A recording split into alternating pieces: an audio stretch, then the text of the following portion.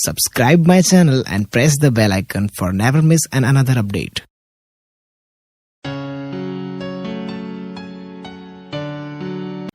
Hello dear student. So यहाँ पे हम बात करेंगे ऑप्टिकल फाइबर का टॉपिक है एक्सेप्टेंस एंगल्स। एक्सेप्टेंस एंगल्स किसे कहते हैं उसका फॉर्मूला डिराइव करेंगे, उसका एक्सप्लेनेशन देंगे। सो यहाँ पे मैंने फिगर में ऑप्टिकल फाइबर का एंट्रांस एपाचर यहाँ पे दिखाया हुआ है। सो कोई प्रॉपर थीटा आई एंगल पर incident ray is incident on the entrance aperture of the optical fiber. There is a imaginary axial ray which is passing through the middle region of the optical fiber, and there are two portions of the optical fiber can be denoted core and clad. Core and cladding. Core has a refractive index is n1, cladding has a refractive index is n2. Acceptance angle का formula यहाँ पे हमें derive करना है, तो ये दोनों refractive index है, इसकी हमें रिक्वायरमेंट होगी, इसकी नीड होगी। First of all principle of the optical fibre which is totally based upon total internal reflection. Total internal reflection होगा तो ही ऑप्टिकल फाइबर ये प्रॉपरली वर्क कर सकता है, वरना नहीं कर सकता। Here we consider an incident ray which is making an angle theta I with the axis axial ray on the entrance aperture of the fiber as shown in the above figure। यहाँ पे figure में मैंने यहाँ पे दिखाया हुआ है incident ray है वो अक्सियल रे से थीटा आई जितना एंगल बनाता है, और वहाँ से इंसिडेंट होके एंट्रांस एपाचर पे एंटर होता है, अंदर दाखिल होता है। तो ray refracts at an angle theta R. जो भी ये जो रे है इंसिडेंट रे वो अंदर जाकर रिफ्रैक्शन एक्सपीरियंस करता है। There is a refraction is occur and making an angle theta R. ये जो भी रिफ्रैक्टेड रे है ये रिफ्रैक्टेड रे है, ये इंसिडेंट रे है। Refracted ray make an angle theta R with the axial ray after the refraction and strike at the core cladding interface at an angle phi। यहाँ पे जो भी ये रिफ्रैक्टेड रे है, ये रे है वो रिफ्रैक्टेड रे है। रिफ्रैक्टेड रे थीटा आर जितना रिफ्रैक्शन एंगल बनाता है, और वहाँ पे यहाँ से ट्रैवलिंग करके ये कोर क्लेड इंटरफेस है। ये जो भी पोर्शन है वो कोर का पोर्शन है, इसके ऊपर ये जो पोर्शन है वो क्लेडिंग का पोर्शन है। ये क्लेडिंग है और ये कोर है।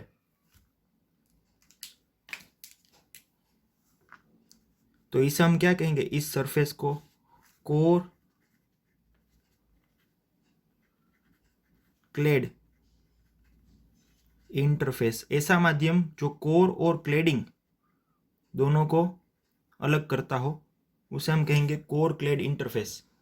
तो इस सरफेस पे, इस इंटरफेस पे वो रिफ्लेक्टेड रे वो इंसिडेंट रे के फॉर्म में स्ट्राइक होता है at the angle of phi. Phi जितना इंसिडेंस एंगल बना के ये जो रे है अंदर आकर कोर क्लेड इंटरफेस, ये जो सरफेस है कोर क्लेड इंटरफेस जहाँ पे पॉइंट सी है वहाँ पे एग्जैक्टली पॉइंट सी पर स्ट्राइक होता है and making angle phi. This angle phi is considered as a incidence angle. इसे हम इंसिडेंस एंगल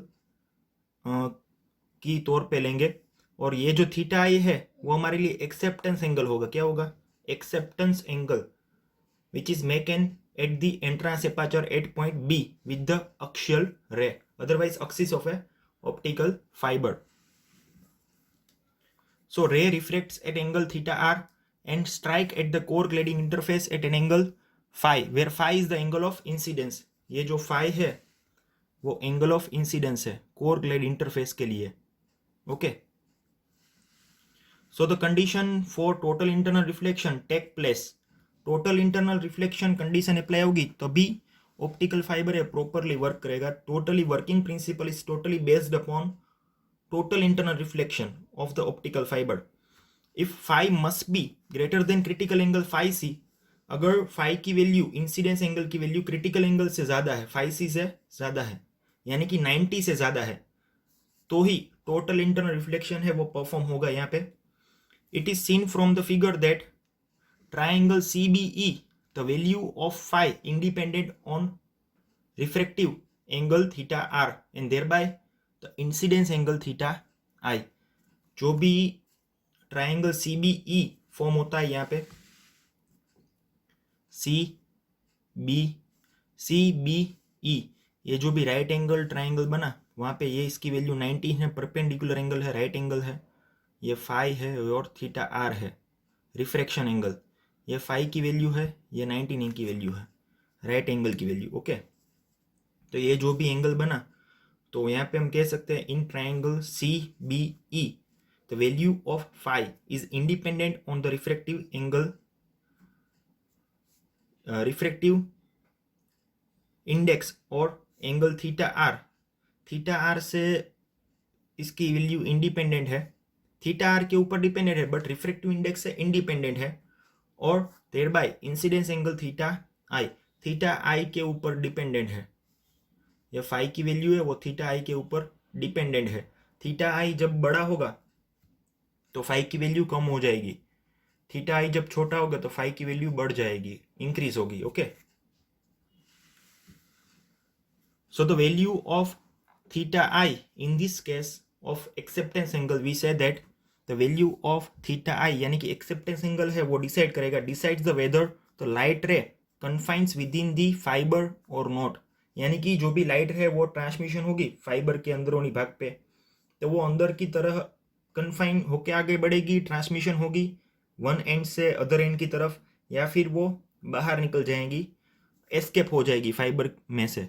तो थीटा आई की वैल्यू है वो टोटली हमारे लिए इंपॉर्टेंट है, विच डिसाइड्स द लाइट रे is confined with in the fibre core और नॉट। अगर क्लेड में एंटर होती है या फिर क्लेडिंग में एंटर होती है तो वो लीक हो जाएगी, एस्केप हो जाएगी फ्रॉम द ऑप्टिकल फाइबर। तो ऐसी लाइट रे हमारे लिए इंपॉर्टेंट नहीं है। लाइट रे है वो उसका ट्रांसमिशन कोर के मीडियम में ही आगे बढ़ना चाहिए, जिगजैग फॉर्म में। Okay, now here we can calculate the entrance aperture angle, acceptance angle theta I. So we apply the Snell's law to this entrance aperture, applying Snell's law to the entrance aperture at point B. So incident rays come from the air medium। जो भी incidence है वो starting में initial position में air medium में से आ रही है। तो air medium has a refractive index n0, और एयर मीडियम का रिफ्रैक्टिव इंडेक्स हम लेते हैं n0 is equal to 1। The refractive index of air is 1।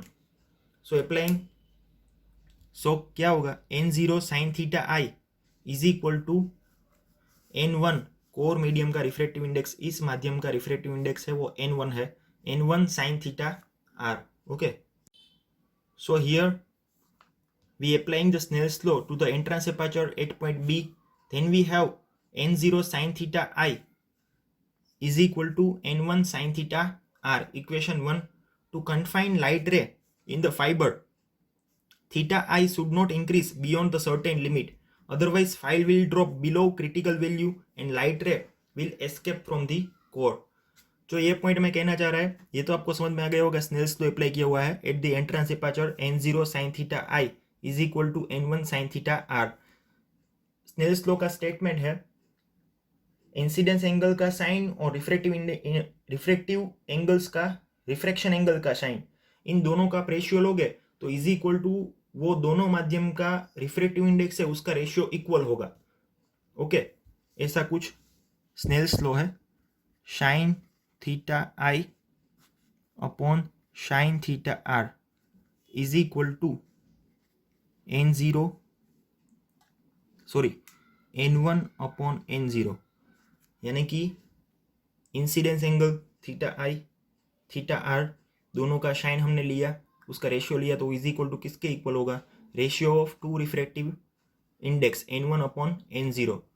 अब n0 वो साइन थीटा आई से मल्टीप्लाई होगा, n0 sine theta I is equal to n1 into sine theta R, cross multiplication करना है तो हमें क्या मिलेगा, equation 1, n0 sine theta I is equal to n1 sine theta R. Now to confine light ray in the fiber theta I should not increase beyond certain limit. अगर आपको light को अंदरूनी भाग में ही रखना है, inside the core medium of the optical fiber, then you cannot increase some particular limit of theta I. Otherwise क्या होगा, phi will drop below the critical value. phi की जो भी वैल्यू है कोर क्लेडिंग इंटरफेस पे point सी के आगे जो भी रिफ्लेक्टेड रे है वो एंगल फाई जितना बनाता है, जिसे हमने कहा था इंसिडेंस एंगल. तो इंसिडेंस एंगल की वैल्यू कम हो जाएगी, मिनिमम हो जाएगी, यानी कि ड्रॉप हो जाएगी below than critical value phi C से कम हो जाएगी, थीटा सी से कम हो जाएगी, एंड लाइट रे will escape from the core. यानी कि इसमें पूरी संभावना है, पूरी प्रोबेबिलिटी है कि लाइट रे है वो कोर मीडियम में से बाहर निकल जाए और एस्केप हो जाए और क्लेडिंग में चली जाए. तो हमें प्रॉपरली यहाँ पे ट्रांसमिशन नहीं मिलेगा, यानी कि हमारा जो भी प्रिंसिपल है टोटल इंटरनल रिफ्लेक्शन वो यहाँ पे सेटिस्फाई नहीं होगा.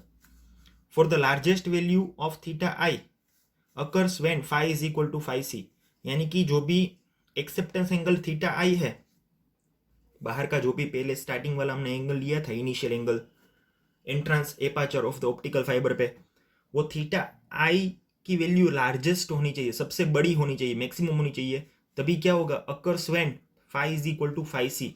phi की वैल्यू हमें क्रिटिकल एंगल phi c के इक्वल मिल सकती है. नाउ फ्रॉम ट्राइंगल CBE, तो क्या होगा, triangle CBE sine theta R, यहाँ पे आप साइन लोगे साइन थीटा आर, तो is equal to sine theta R की वैल्यू क्या होगी 90 माइनस 5, साइन 90 माइनस 5 भी लिख सकते हैं from this triangle, right angle triangle BCE. Sine 90 minus 5 यानी कि होगा कोस 5. ट्रिग्नोमेट्रिक फंक्शन जो भी है साइन कोस, उसकी थियरी है sine 90 minus theta is equal to cos theta, यानी कि sine pi by 2 minus theta लोगे तो भी कोस थीटा मिलेगा, साइन 90 माइनस थीटा लोगे तो भी कोस थीटा मिलेगा. पर हमारे पास यहाँ पे साइन 90 माइनस 5 है तो हम क्या लेंगे cos 5. Sine theta R is equal to cos 5. Theta R is equal to हमने क्या लिया, reflected angle theta R is equal to 90 minus 5. 90 में से 5 निकाल दोगे तो हमें क्या मिलेगी, थीटा आर की वैल्यू मिलेगी. Now substituting equation 2 into equation 1. Equation 2 की वैल्यू साइन थीटा आर की वैल्यू है sine theta R is equal to cos 5. ये वैल्यू साइन थीटा आर की जगह में क्या यूज करना है, कोस 5 यूज करना है इक्वेशन 1 में.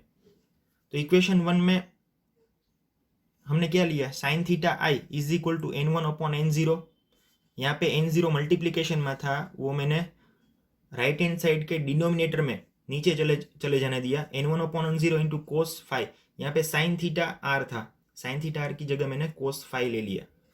Suppose let we take phi is equal to phi C, यानी कि जो भी फाई की वैल्यू है वो क्रिटिकल एंगल फाई सी जितनी बन जाए, क्रिटिकल एंगल जितनी बन जाए, तभी जो भी थीटा आई है वो क्या कहलाएगा, maximum value of acceptance angle theta I.